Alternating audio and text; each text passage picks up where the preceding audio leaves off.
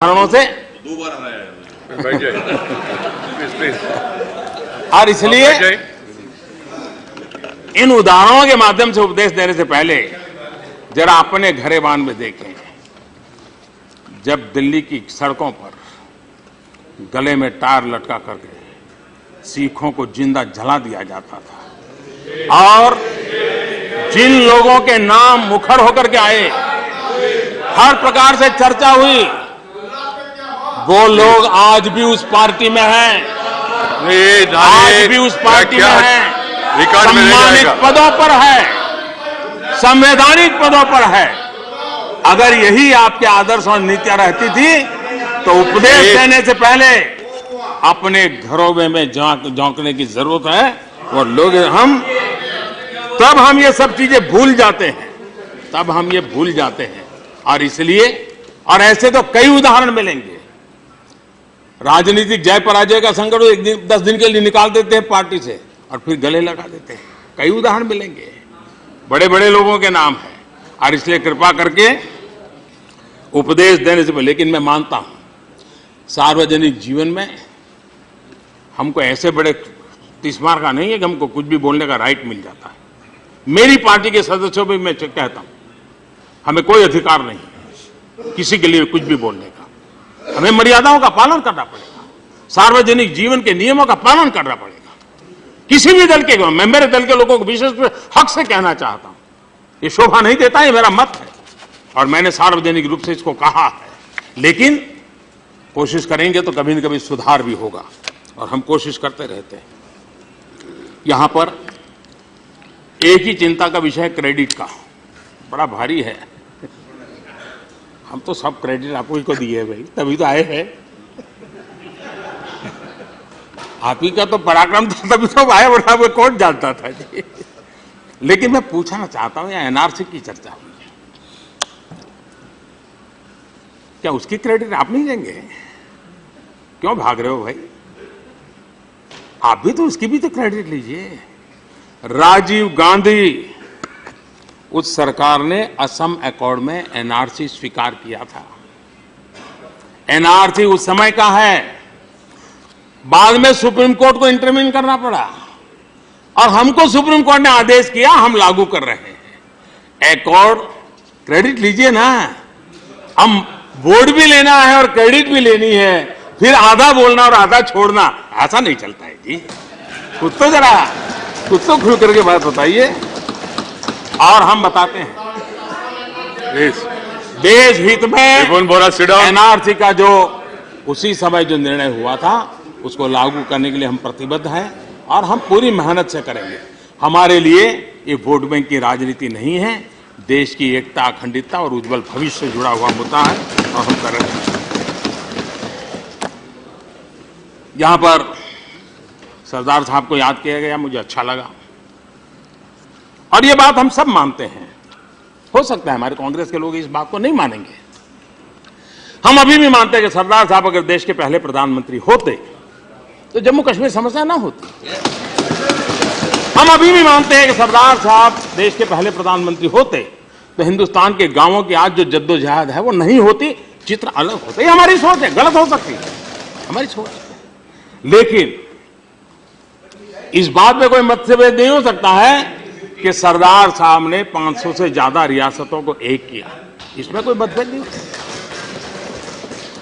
और सरदार साहब थे जिसको कांग्रेस पार्टी ने देश का पहला गृह मंत्री बनाया था। सरदार साहब थे जो जीवन भर कांग्रेस के लिए जिए, कांग्रेस के लिए जूझे, कांग्रेस के लिए उन्होंने अपना जीवन खत्म किया।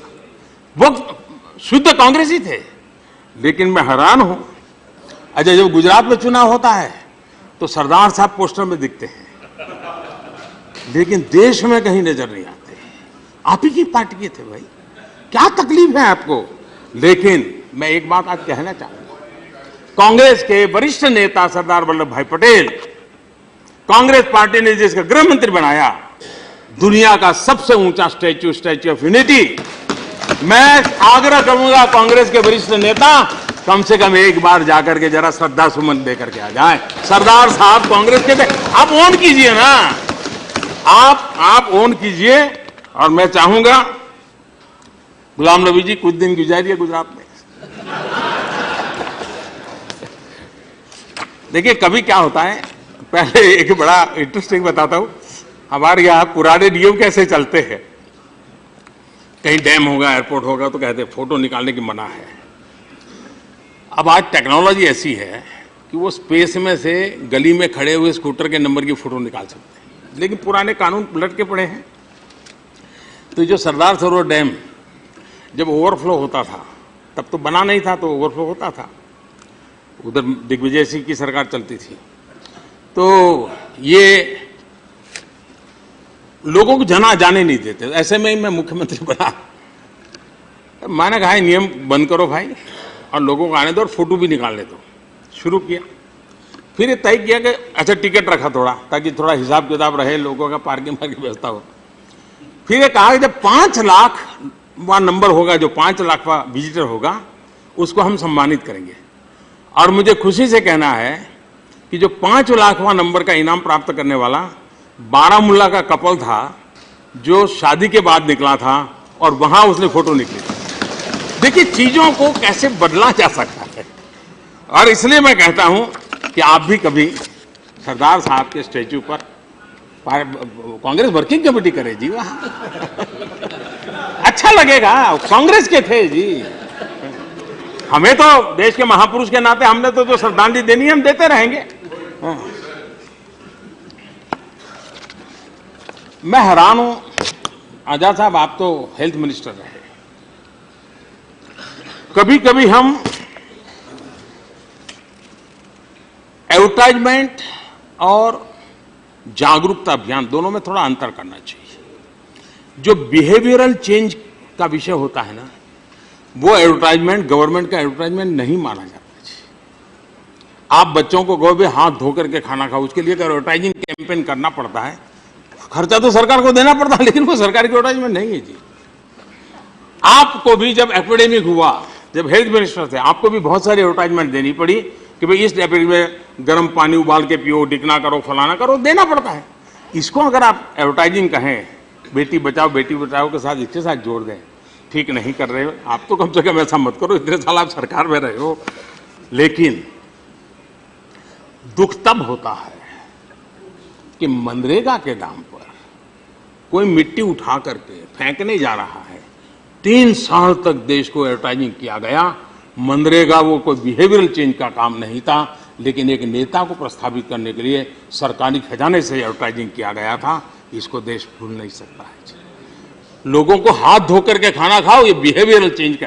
इसलिए हम जागरूकता अभियान और प्रचार अभियान को जहां अंतर देखें, वरना तो देश में बदलाव लाने का काम कैसे करोगे जी, कैसे करोगे।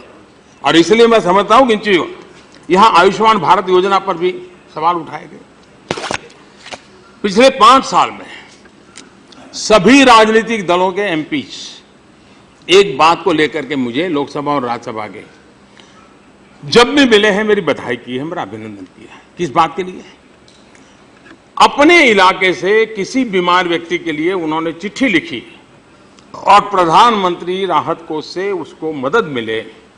मैंने नियम बनाया था 100%, कुछ मत देखो भाई, गरीब के लिए।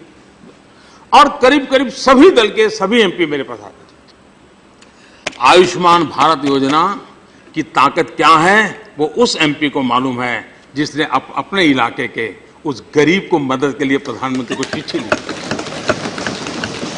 आज करीब करीब 0 चिट्ठी हो गई, किसी एमपी की चिट्ठी नहीं, क्योंकि उसको मालूम है कि उसको आयुष्मान भारत से फायदा मिल रहा है, इसलिए अब प्रधानमंत्री कार्यालय जाने की जरूरत नहीं है। ये बड़ा बदलाव। अब उस आयुष्मान भारत 30 लाख लोगों ने उसका लाभ उठाया। हाँ, हम जनप्रतिनिधि लोगों के बीच में जाते हैं, कोई नेगेटिव चीज हमारे ध्यान में आई है, कुछ कमी ध्यान में आई, मैं बताता हूं, हम सब मिलकर के उसको सुधारें। आप मेरा ध्यान आकर्षित कीजिए। आयुष्मान भारत योजना को जितना हम सशक्त बनाएंगे, सच्चे अर्थ में इस देश के गरीब को हम और गरीब होने से बचा सकते हैं। वरना गरीब अगर न्यू मिडिल क्लास की दिशा में जा रहा है, पैर रखना है, घर में एक बीमारी आई, उसकी पूरी 20 साल की मेहनत पानी में चली जाती है। हम बहुत बड़ा मानवता का काम होगा। इसलिए आयुष्मान भारत की आलोचना करने के बजाय, और इसकी क्रेडिट मोदी ले जाएगा, अब मिल गए भाई, हो गया, चुनाव का नतीजा आ गया, आप काम करो। 2024 के लिए नए काम लेकर के जाने वाला हूं मैं, आप चिंता मत कीजिए।